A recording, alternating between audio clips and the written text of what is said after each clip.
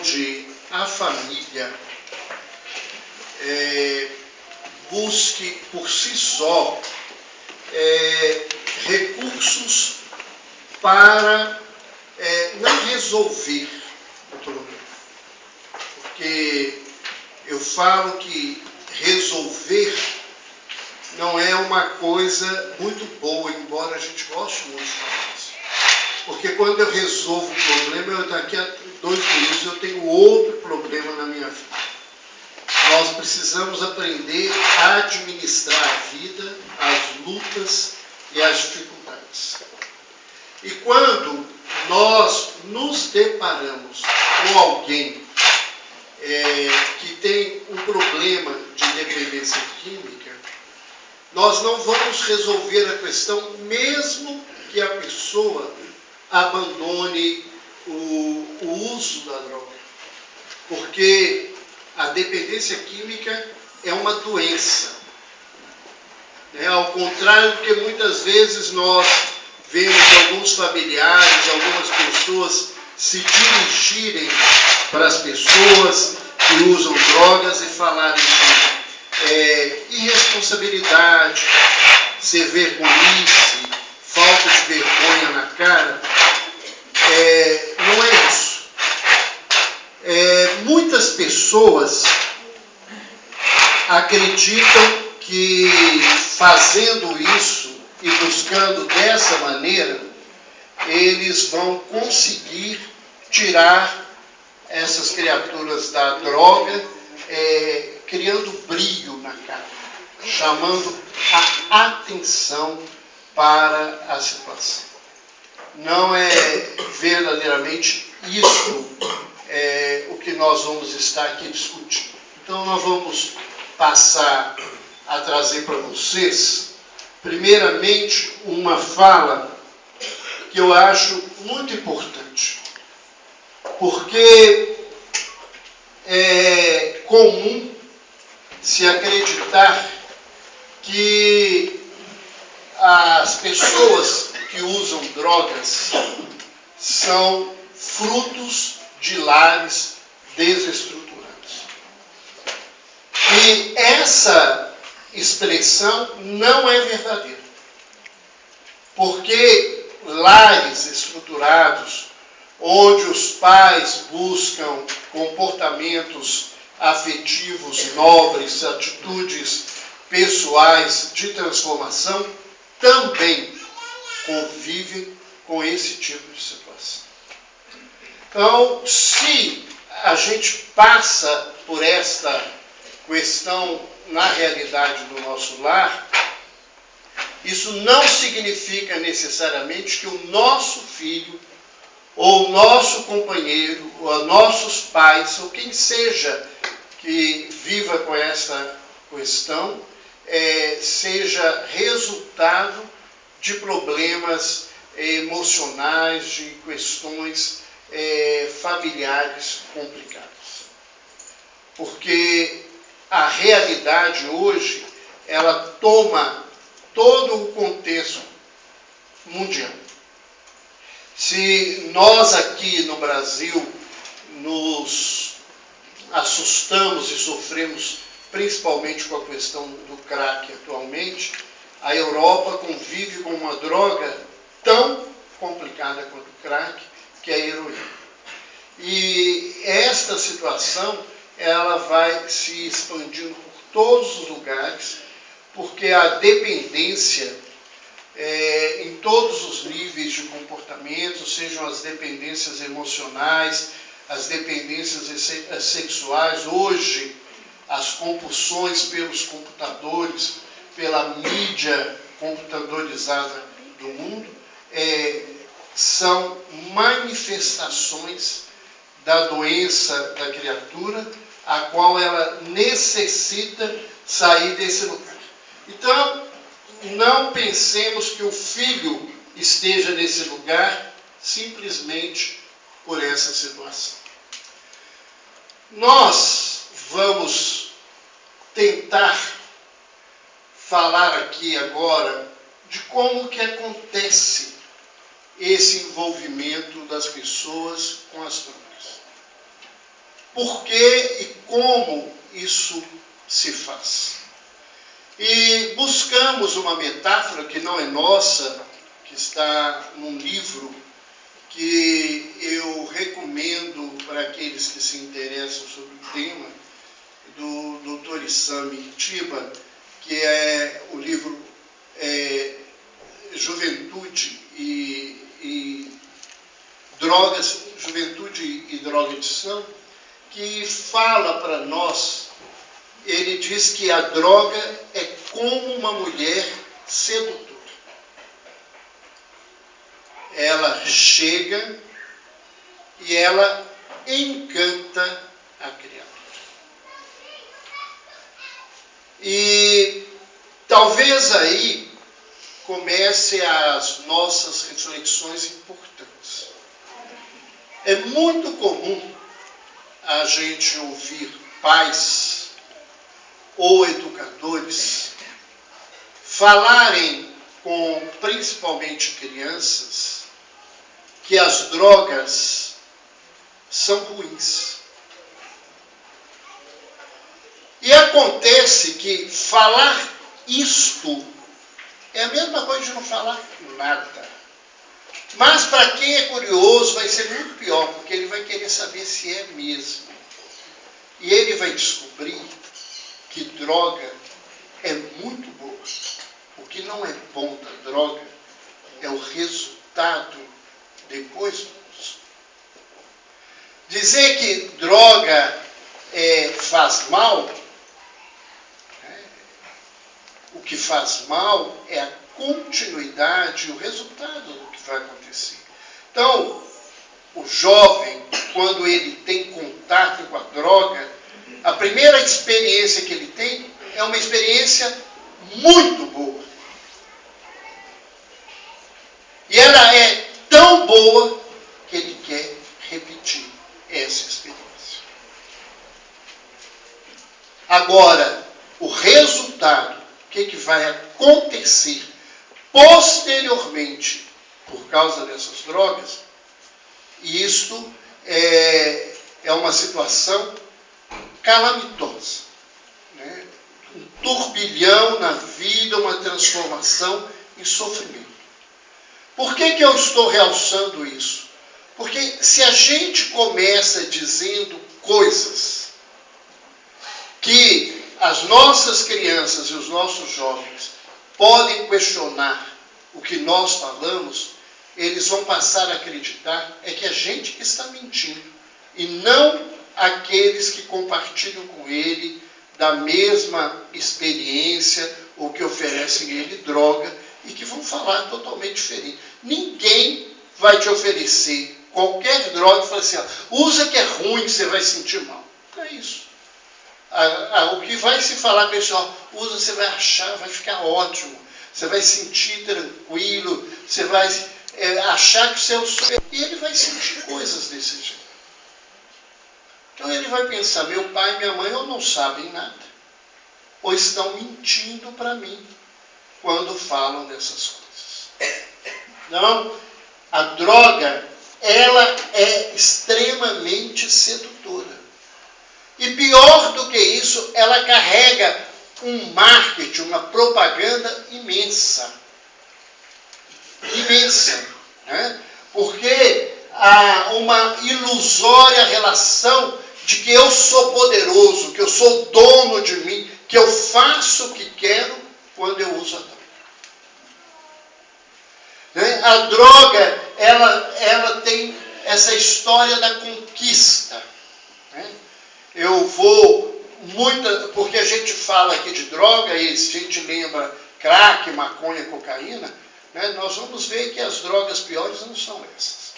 Né? E uma das drogas piores, ela é vendida aonde quer, a hora que quer e como quer, e as pessoas usam porque eu não tenho coragem, porque eu sou tímido, né? Ou porque eu vou dar um pouquinho de bebida para ela ou para ele ficar animadinho, para a gente ficar juntos. Né? Há todo um contexto desse jeito. Né? Nós vemos o marketing da droga falando sobre sucesso. Vocês já viram alguma propaganda de cerveja que seja feia. É um troço bonito. Né? Sempre, né? As propagandas de cigarro, quando existiam, hoje são proibidas na televisão, era só gente bonita, chique, em lugares, né? Mulheres elegantes, homens maravilhosos, todo mundo muito bonito, às vezes muito bem vestido, né? Ou muito sedutores.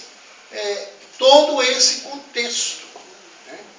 Que faz com que a criatura caminhe para isto e acredite que se ele estiver sob efeito de qualquer uma dessas drogas, ele vai conseguir ser feliz, ser alegre e ser poderoso. Como é que inicia o relacionamento com a droga? E aí nós começamos com um problema sério que é da hipocrisia social. Porque, na verdade, os primeiros contatos que a criança tem com a droga são os anúncios da televisão, de cigarros, de bebidas. E pior do que isto, né? Que é uma situação muito mais séria.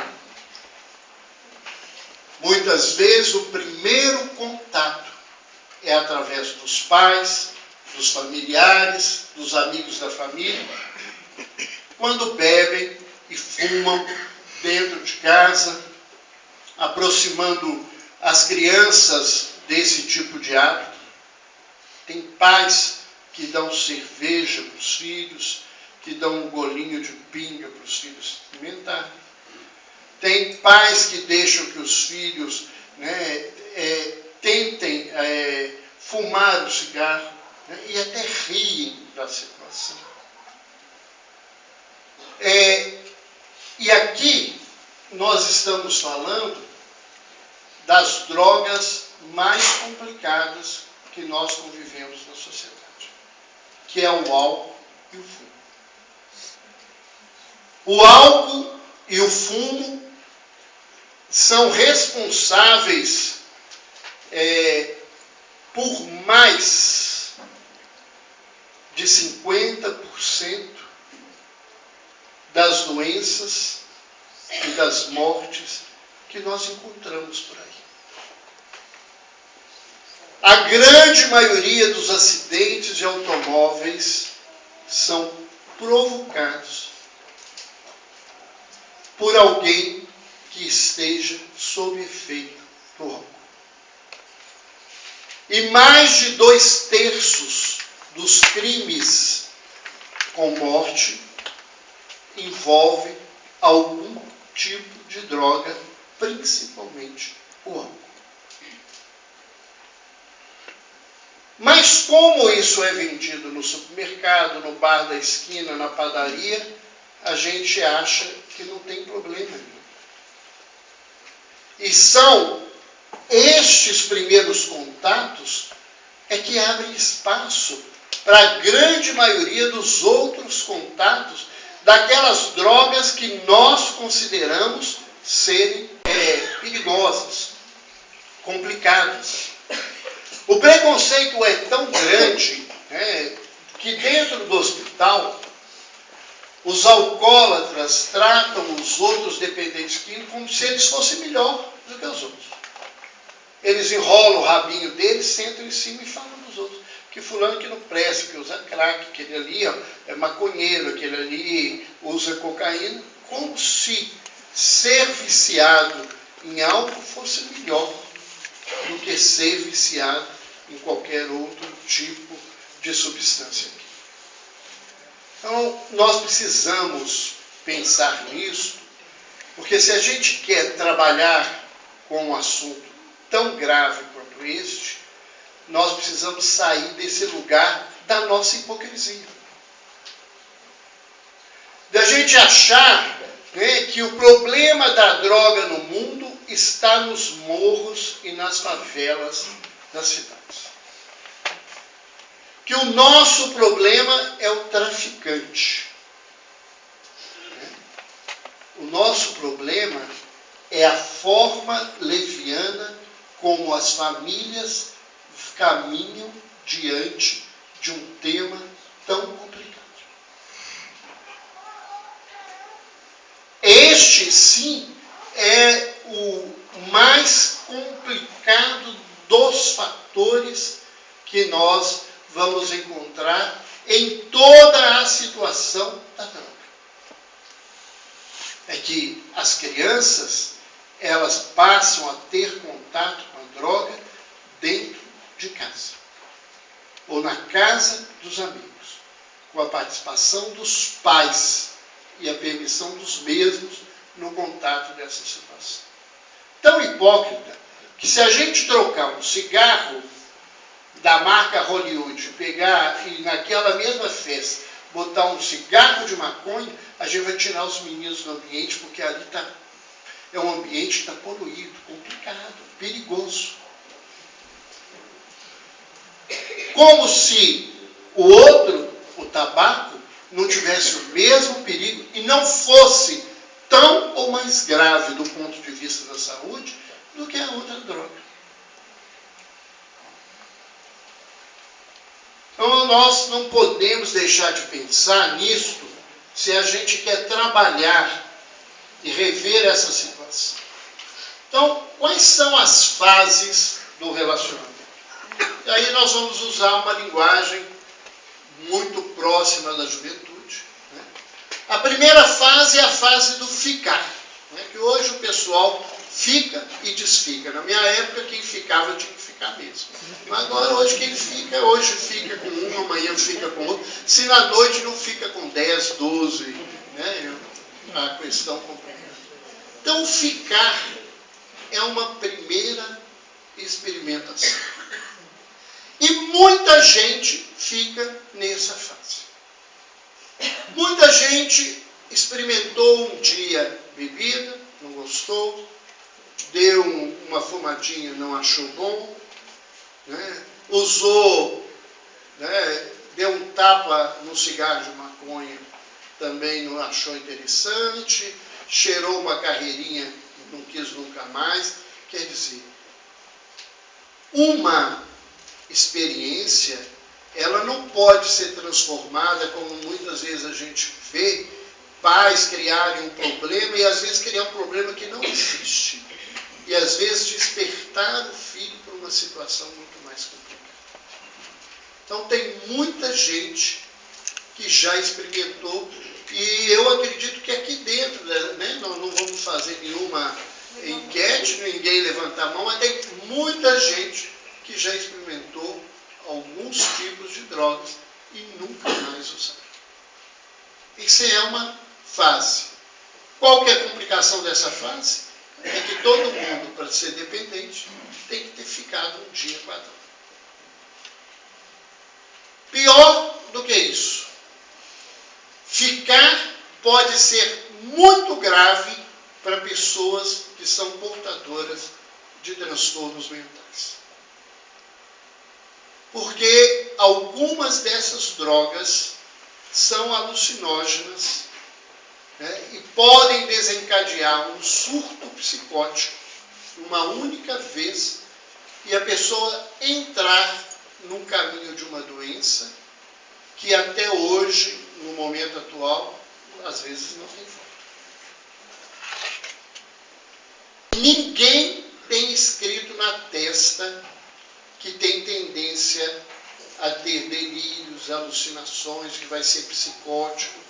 Então, qualquer criatura pode entrar numa situação e embarcar numa canoa furada. A outra fase é a fase do rolo.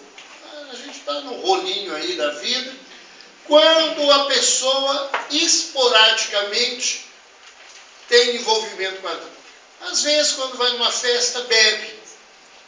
Às vezes, se está num grupo de amigos, dá um tapa, né, ou dá cheira uma cocaína.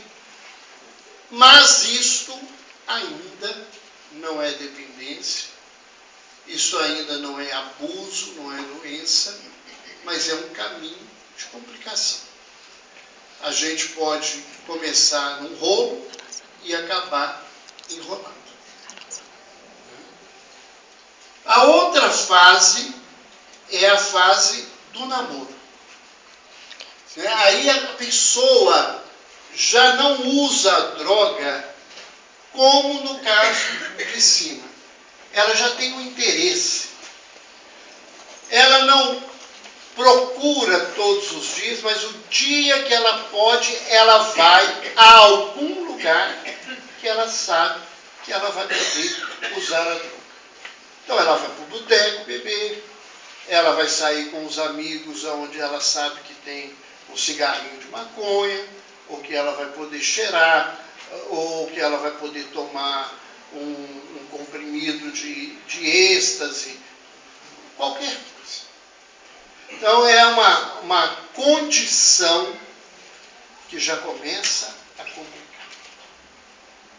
Porque eu já passo a movimentar a minha vida dentro de um interesse. Esse indivíduo, ele está se encaminhando para uma confusão na vida dele.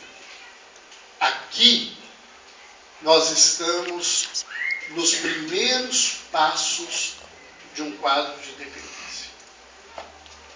É quando eu começo a fazer a minha caminhada preocupado ou buscando, de alguma forma, o uso dessas substâncias.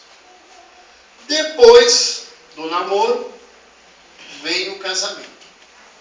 E aí a coisa complicou, porque o indivíduo se casa com a droga, então nada para ele é mais importante, ele só vive em função da droga, tudo na vida dele em função da droga, ele abandona todas as outras coisas. Se ele trabalha para que o dinheiro dele se transforme em uma forma de beber, para o uso do cigarro, para o uso da maconha ou qualquer outra droga que seja. Então, são situações aqui nós convivemos com verdadeiramente uma dependência, e um indivíduo que chega neste quadro, ele está doente, embora ele não acredite, e ele vai precisar de ajuda especializada para conseguir sair dessa situação. Qual que é o problema, na verdade, da questão da droga? Muita gente, quando a gente fala ou quando descobre em casa a questão da droga, começa a procurar. Tem outras pessoas na família, e principalmente assim, o marido e a mulher começam a descobrir os bêbados da outra família, os viciados da outra família, para ter justificativa, né? Sua família não vale nada, né? Então, meu filho está assim por causa de você, sou eu. Muitas vezes a busca aqui é para arrumar a desculpa que não sou eu o responsável por essa coisa. Isto não ajuda em nada. Isso não vai mudar a situação de forma alguma. Isso, na verdade, vai se transformar em um grande problema para a vida daquele. Porque você vai criar uma dificuldade de um casal, de uma família, e não vai resolver o seu problema, que é, na verdade, um problema, né, de doença, em que muitas vezes você não vai encontrar nenhum dependente maior nessa situação. Hoje nós convivemos com o resultado de uma crise social que aconteceu há aproximadamente 60 anos atrás, na década de 60 e 70, quando o mundo vivia com inúmeras ditaduras, com uma situação complicadíssima de um autoritarismo político e uma estrutura familiar também autoritária, que levou a juventude a brigar contra todo esse processo e que teve resultados positivos, nós não podemos negar isso, mas que um dos resultados complicados foi a divulgação e a banalização de diversas drogas que se transformaram em instrumento de rebeldia, de luta contra o autoritarismo no mundo. Então nós não podemos negar que isso virou um problema. E esta questão, ela cresceu porque as pessoas que usaram essas drogas, elas hoje são pais. Muitas vezes carregam muita culpa nessa situação. Não conseguem lidar com um lugar de disciplina e de autoridade adequada com o filho, porque se acham errados, porque fizeram isso, porque podem ser eles que causaram, ou começam a criar diversas caraminholas na cabeça, dificultando a situação. E há um crescimento, nós não podemos negar, da popularidade dos entorpecentes. Hoje nós temos festas que elas são feitas, embora queiram os seus patrocinadores dizerem que não, elas são feitas para uma idolatria a determinadas drogas. As raves são lugares onde as drogas sintéticas, principalmente, os comprimidos que são usados para que a pessoa tenha energia para dançar 8, 12, 15 horas seguidas, participarem daquele tipo de festa. Então, a festa é feita para isso. Há uma popularidade. As pessoas sabem e muita gente convive com isso sem a visão da gravidade que essa postura tem para a nossa sociedade. Outros fatores que agravam esse problema é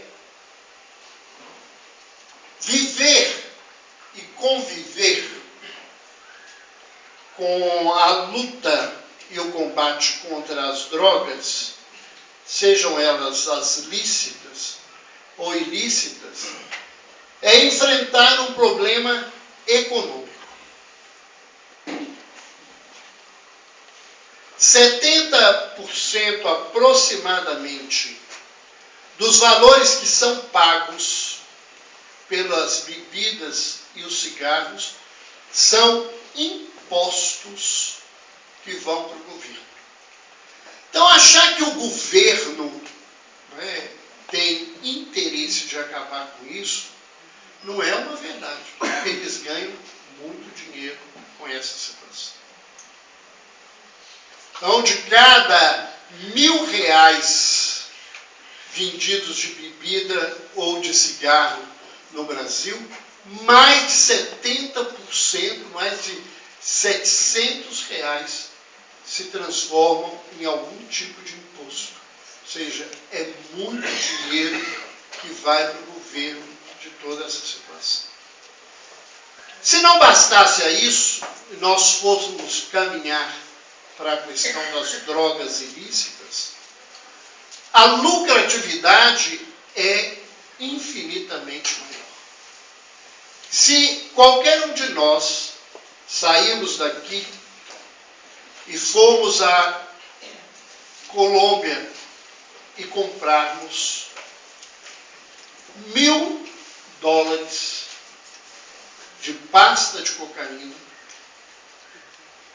quando nós chegarmos com esta droga, que vale $1.000, só de atravessar a fronteira da Colômbia em direção ao Brasil, nós conseguimos vender essa pasta por $2.000, um lucro de 100%.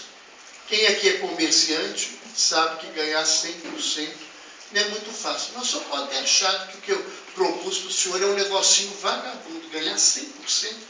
Se o senhor pegar a droga e pegar um aviãozinho e atravessar o Atlântico e chegar na Europa, o senhor vende esses mesmos $1.000 de droga por $10.000. Mas você pode ter achado que o trabalho foi muito grande e não está dando lucro nenhum, e sobe um pouquinho mais para a Europa nórdica, e você vai vender, na grande maioria dos países, entre 30 mil a 50 mil dólares, aqueles $1.000 de pasta de cocaína que você comprou. Existe algum comércio no mundo que dá esse lucro? Não. Pior ainda, para vocês. Em 1970, aproximadamente 70, uma organização, hoje chamaria não governamental, uma organização católica, fez uma denúncia extremamente grave. 45% dos valores envolvidos com o tráfico de drogas ilícitas no mundo vão para os bolsos de governantes, de policiais e juízes, para que o tráfico se mantenha no mundo. Isso não é Brasil. Isso é uma denúncia mundial. Ou seja, aqueles 1.000 dariam 450. E dos 50 mil dariam aproximadamente $25 mil para a corrupção, para que se mantenha o tráfico no mundo. Então, a gente esperar que governo, esperar que a justiça, esperar que a polícia vá resolver isso, não vai resolver, porque tem muita gente ganhando dinheiro com essa situação. As atitudes têm que serem voltadas para nós próprios. O trabalho tem que ser feito nas famílias. A ilegalidade, e aí é uma questão extremamente brasileira, ser ilegal nesse país é normal. A gente acha que, o que tem? O governo rouba de lá, a gente rouba de cá. A gente fala isso, as pessoas usam essa expressão. Eu vou esconder o dinheiro, vou pagar imposto de dinheiro. Não, esse dinheiro vai embora mesmo, eu não vou receber. Né?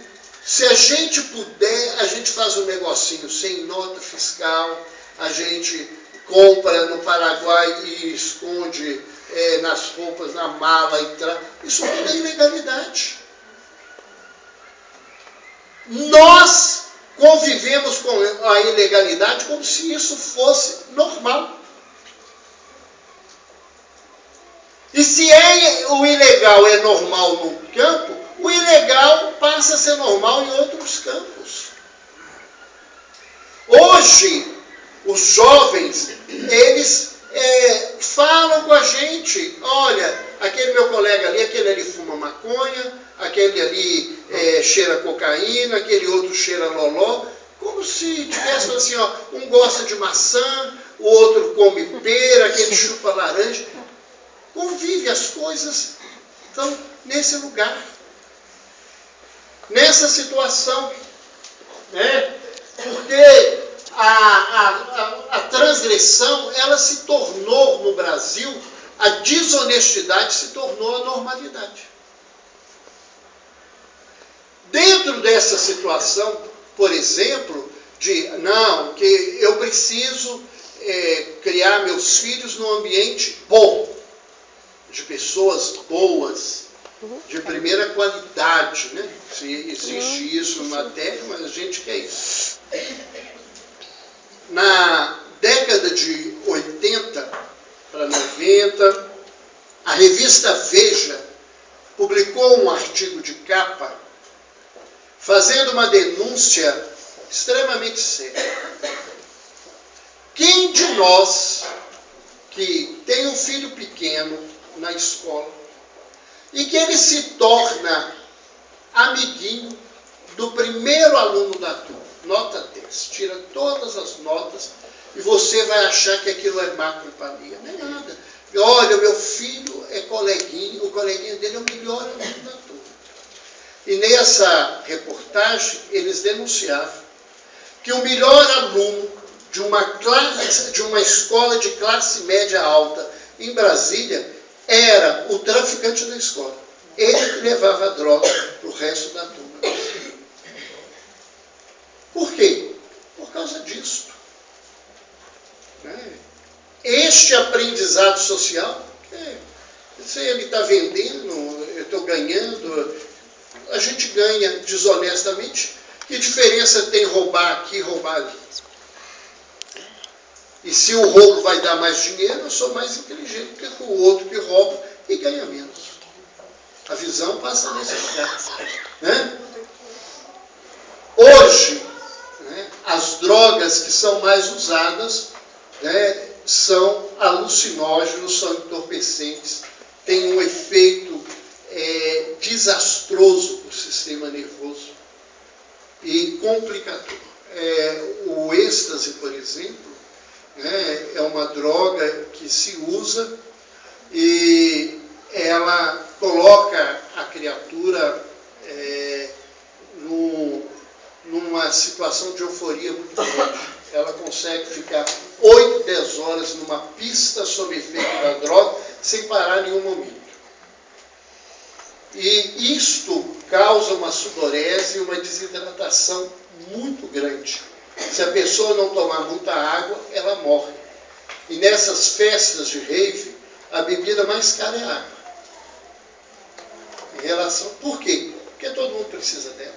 Sem ela, ele não vai sobreviver.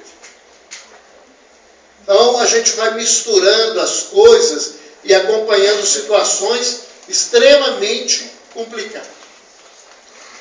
E isto de dizer que quem usa droga é culpa de pai e mãe, do ponto de vista doutrinário, do ponto de vista científico, do ponto de vista filosófico hoje, isso não bate, não é argumento. Não é o meu filho não usa droga por minha causa. O meu filho pode ter tido contato com a droga por mim, através da bebida, através do cigarro, mas o problema da dependência não sou eu, que sou o único responsável e sou, porque eu sou um mau pai, uma má mãe, que eu vou estar fazendo isso. Outro fator complicado é o fator da televisão. Por sinal, é uma babá que os outros acham barata e é cara para burro. O que a televisão ensina de bobagem na vida da gente não é brincadeira. O que passam para a gente é extremamente complicado. Ah, mas tem programa sério, coisa de reportagem, isso aqui, outro. Até aí nós estamos complicados. Nós recebemos informações que os grandes conglomerados, as grandes forças econômicas do mundo querem que a gente fique sabendo.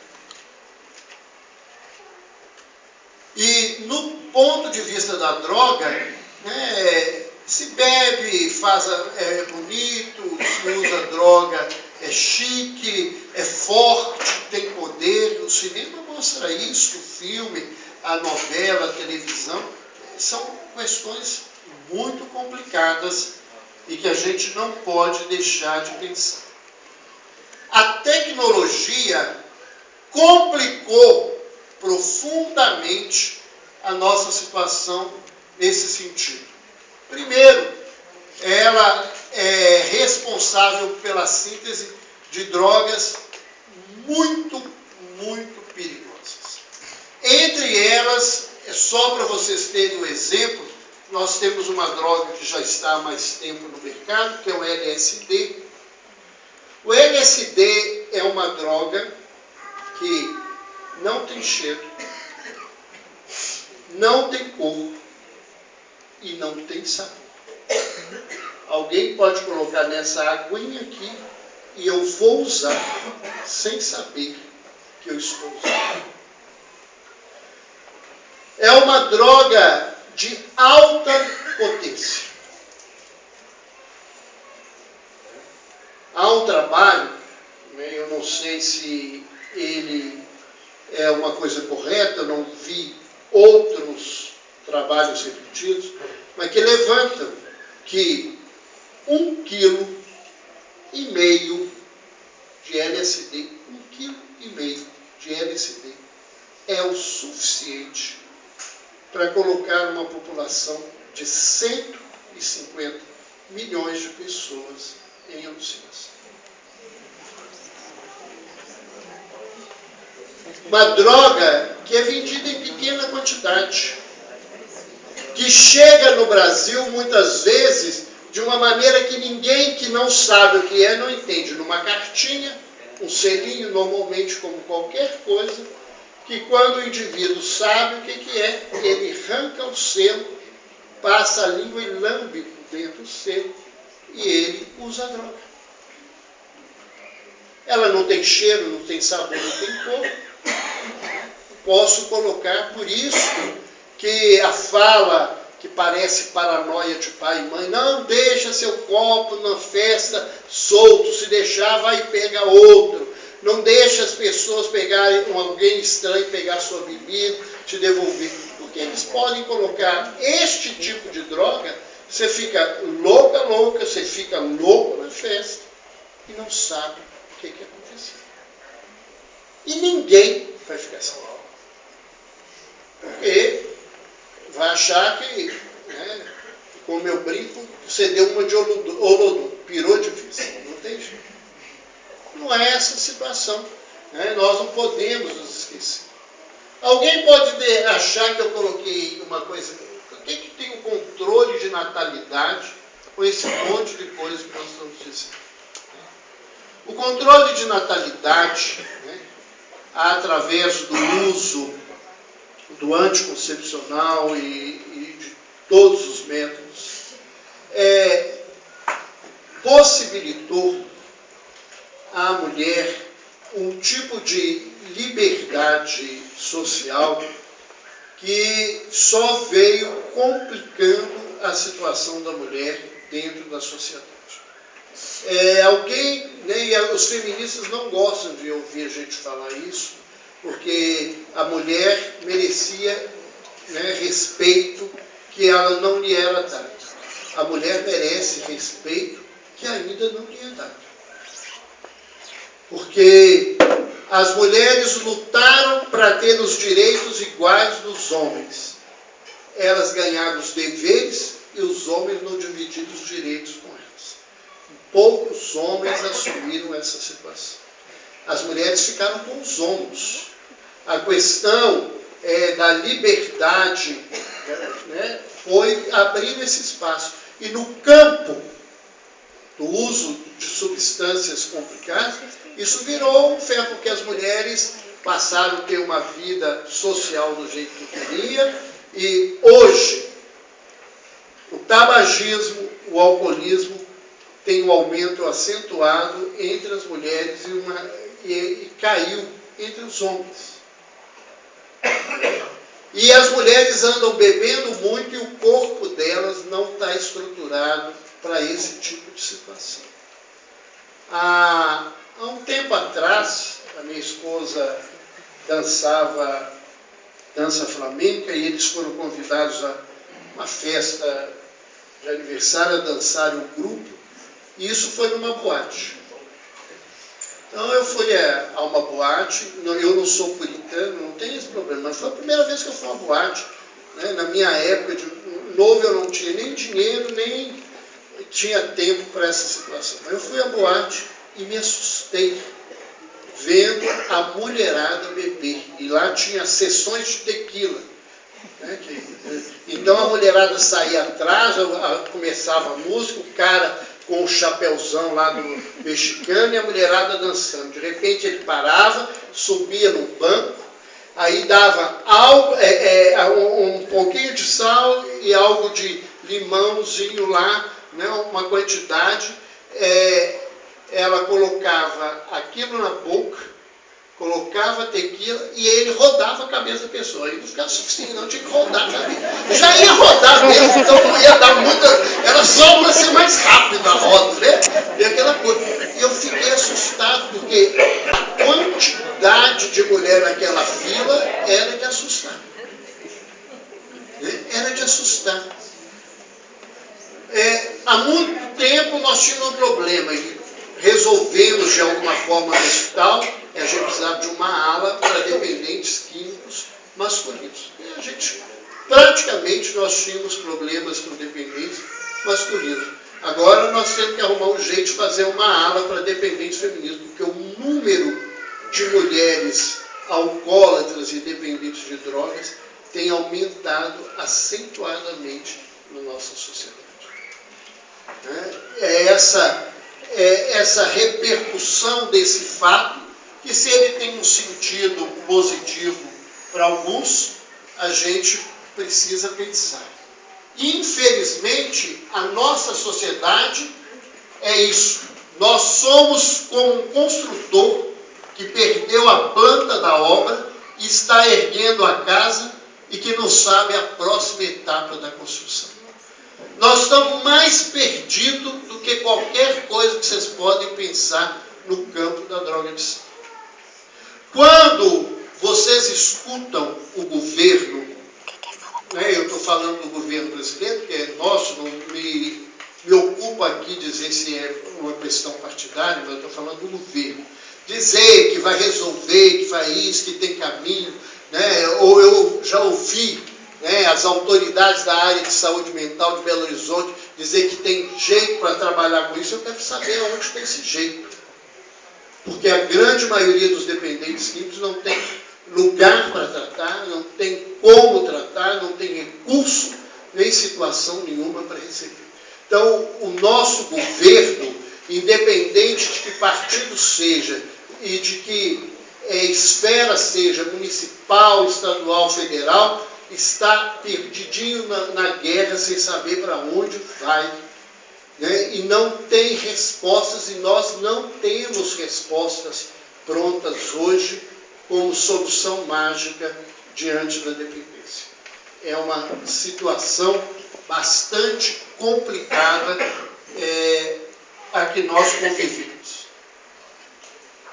Quais são os motivos que levam o jovem ou o adulto a buscar, a usar? Nós temos diversos. Curiosidade.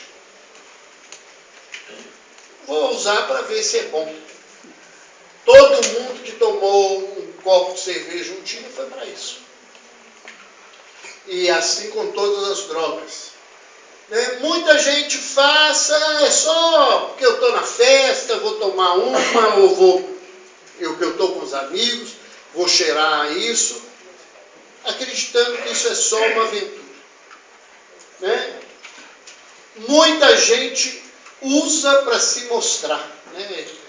Hoje não é tanto, mas na minha época, os homens fumavam para mostrar que eles eram machos.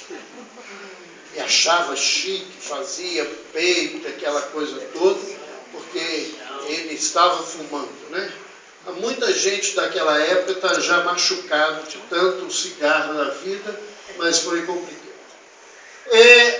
Muitos entram no vício imaginando que só ia experimentar. Porque o risco da gente experimentar é que a droga é boa e a gente pode querer repetir. E quando a gente começa a repetir, a coisa começa a complicar. Muitas pessoas pensam que uma vez não faz mal. E isto não é verdade. É como eu falava no início da questão das pessoas que têm problemas psiquiátricos graves e que podem ser desencadeados por um único cigarro de maconha. Mas alguém me fala assim, mas eu fumei maconha e não senti nada. Eu falo assim, olha, quem fala isso comigo não está mentindo, não. O Brasil consegue fazer tanta absurdo e tanta porquê que até droga a gente estraga. Até droga a gente extrai. Maconha aqui no Brasil é misturada com folha de chuchu, folha de parreira, esterco de vaca, mistura com qualquer coisa. O pessoal, então, as maconhas, primeiro que nós não temos muito terreno bom, agora eles estão fazendo maconha por hidroponia, acho que é isso. Hidropônica, isso. Hidroponia que coloca por água, né? Que a planta não é plantada na terra. Porque a terra do Brasil não é boa para maconha. Então a maconha brasileira é uma porcaria. Uma das poucas coisas que resolveu ajudar nesse estado. A situação é que a maioria das pessoas usa droga ruim. Aqui, cocaína é misturada com farinha, misturada com pó de vidro, com raspa de poste, raspa de poste, um monte de porcaria aí que o pessoal fica usando. Né? O crack né, é uma droga que é a mistura de toda a porcaria que eles conseguiram juntar para fazer uma droga complicada. Então, pensar que você vai usar uma vez não faz mal é um risco complicado. Muita gente cai nessa situação por falha na educação.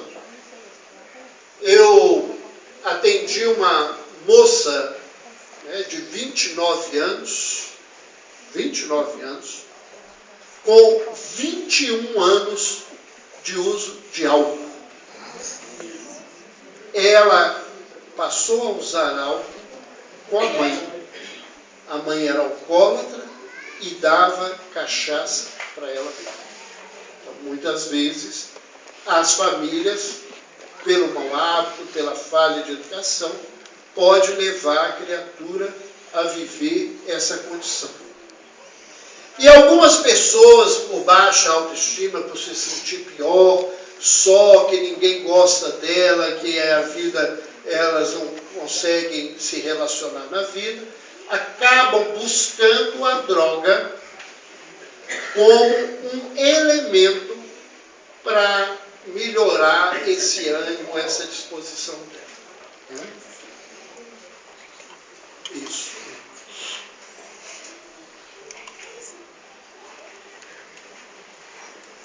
Vamos começar aqui a falar de como agir. Né? E primeira coisa é que quando a gente descobre, principalmente pai e mãe, descobre que o filho está usando droga, a gente resolve soltar a franga da vida, ou como diz a juventude, chutar o pau da barraca. Isso não resolve nada. Gritar, berrar, xingar, chorar, cair no chão, que eu sou a pior mãe, a mais infeliz do mundo, que isso complicou, porque o meu filho, eu encontrei ele fumando um cigarro de maconha. Isso não resolve nada. Então, esse tipo de reação não ajuda em nada o que a gente precisa. Muita gente fala assim, eu não tenho problema porque o amor, né, se a gente for amoroso com os filhos, se a gente demonstrar amor para os filhos, que isso vai resolver. Não basta. Negócio de amor, né, que muitas vezes não é amor, muitas vezes é mimar, muitas vezes é passar a mão na cabeça, que a gente não sabe muito bem o que é amor, às vezes isso complica em vez de ajudar. Diálogo com os filhos é ótimo. Eu conheço inúmeras famílias que dialogam e o indivíduo continua fumando crack, usando pó do mesmo jeito. Eu não estou falando que a gente não tem que fazer isso. Eu só estou falando que se a gente acha que essas coisas são soluções, o problema é tão grave que isso não é solução. Pode ser em casos separados. Mas, no geral, a gente não consegue esse tipo de situação. A coisa é muito complicada e fazer escândalo, né, virar vítima, gritar e berrar dentro de casa não é solução para resolver o problema do uso da droga. Uma outra questão. Não existe segurança absoluta nessa frase que eu ouço de muita gente. E já ouvi muitas vezes no movimento espírita. Meu filho nasceu num lar espírita, ele nunca vai usar isso. Vai nessa, entra nessa. Na hora que você cair, vai ser uma queda imensa. Ah, minha filha é maravilhosa, ela nunca vai usar droga. Isso não existe segurança nenhuma absoluta dessa maneira. Não existe. Como dizer assim, ah, mas eu nunca bebi, eu estou com 60 e tantos anos, não vou beber. Amanhã você pode começar a beber e morrer de alcoolismo. Não existe, ninguém entre nesse lugar, nessa situação. Esta frase é a frase mais mal feita que a gente pode fazer. Porque a gente perde o cuidado, às vezes com alguém que pode cair profundamente, porque a gente deixou de vigiar. Não existe nenhum trabalho que comprove que qualquer um de nós aqui não pode entrar nessa situação. Quanto mais cedo a gente descobrir que alguém nosso está usando algum tipo de droga, mais fácil vai ser trabalhar, lutar e ter resultados mais positivos na situação. Por isso, a gente precisa estar atento o tempo todo. Então, se a gente não olha esse fato, se a gente não presta atenção no que está acontecendo, se a gente não busca observar os fatos que acontecem, nós podemos entrar numa situação muito complicada. Nós vamos parar 20 minutinhos, né? Todo mundo tem um intervalo, levantar, tomar uma aguinha, fazer um